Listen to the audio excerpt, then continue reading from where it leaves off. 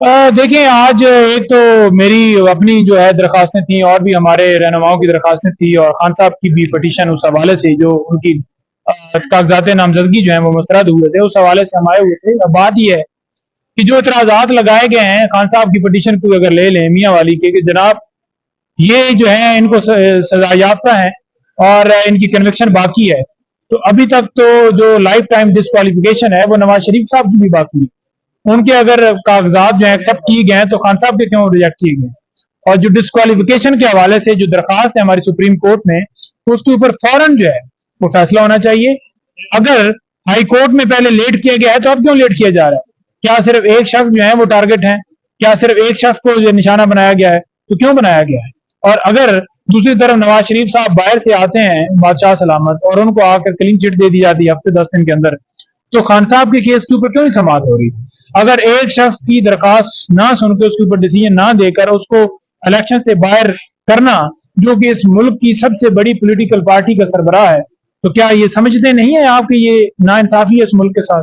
और अगर ये नाइंसाफी आप समझते हैं तो फिर अदालतों को इसके ऊपर फैसले देने चाहिए।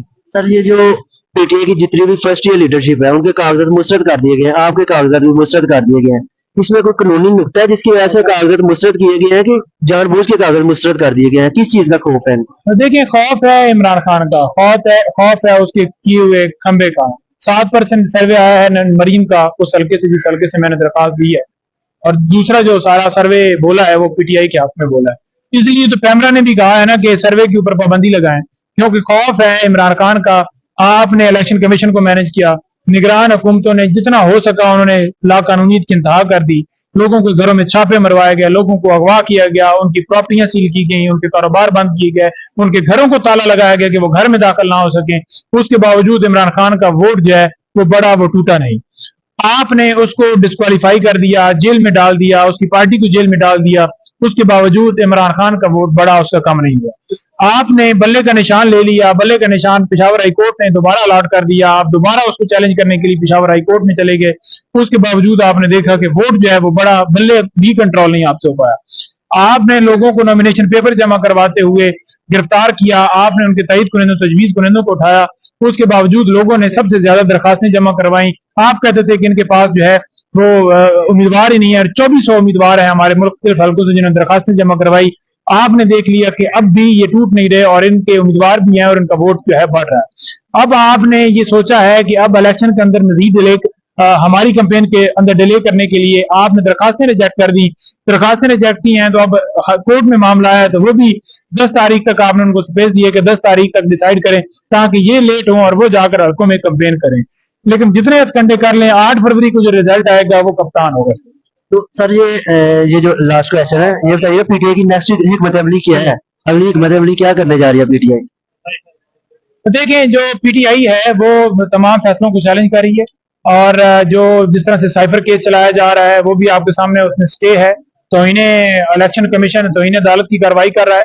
तो आपने ये भी देखा कि वो साफ और शफाफ इलेक्शन के ऊपर तो कोई काम नहीं कर रहा।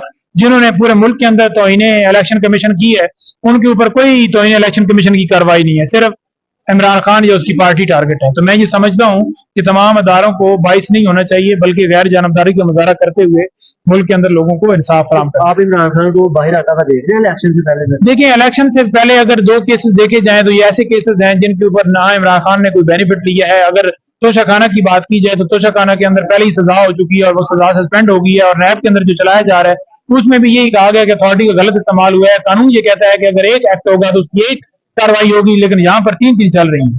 तो मैं ये समझता हूँ कि उसकी बेल इसी बुनियाद के ऊपर हो जानी चाहिए कि इमरान खान ने कोई चीज गलत नहीं की, उसने तमाम पैसे तोशाखाना में जमा करवा कर कोई भी अगर गिफ्ट लिया और उसकी कीमत 4 गुना ज्यादा करवाते हैं। दूसरा रह गया नैब अलकादर ट्रस्ट केस, उसके अंदर भी यही सूरत हाल है कि जो पैसे थे वो सुप्रीम कोर्ट के अकाउंट में आए, इमरान खान के अकाउंट में नहीं आए, और सुप्रीम कोर्ट ने हुक्म दिया और वो हुकूमत को ट्रांसफर हो गया। अब जो अलकादर ट्रस्ट है वो ट्रस्ट है सिर्फ इसलिए खान साहब ने बनाया था कि एक इस्लामी तालीम हमारे बच्चे हासिल कर सकें, तो उसमें इमरान खान का क्या बेनिफिट है?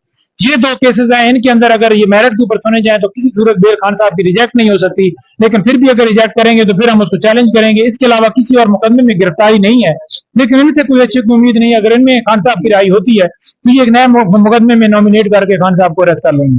तो मैं ये समझता हूँ कि जो अदालतें हैं उनको जो है ये देखना चाहिए कि अगर एक बंदा एक मुकदमे में गिरफ्तार है और उसके ऊपर दूसरे मुकदमे में है तो वो तसव्वुर किया जाए कि तमाम मुकदमों में गिरफ्तारी है और उस हिसाब से वो तफ्तीश भी करें। डिले इसलिए करते हैं कि एक मुकदमे में बेल हो तो नए मुकदमे में गिरफ्तार करके फिर तफ्तीश की इजाजत ली जाए, ताकि ये जो मामला है उनकी गिरफ्तारी वाला वो लटका रहे और नवाज शरीफ को लाया जाए। उसके ऊपर कोई मुकदमा नहीं है, उसको इश्तिहारी था, उसको कोई गिरफ्तार नहीं किया गया, उसको सिर्फ तौलतकारी है, बाकी किसी शख्स के लिए कोई कानून नहीं है। शुक्रिया।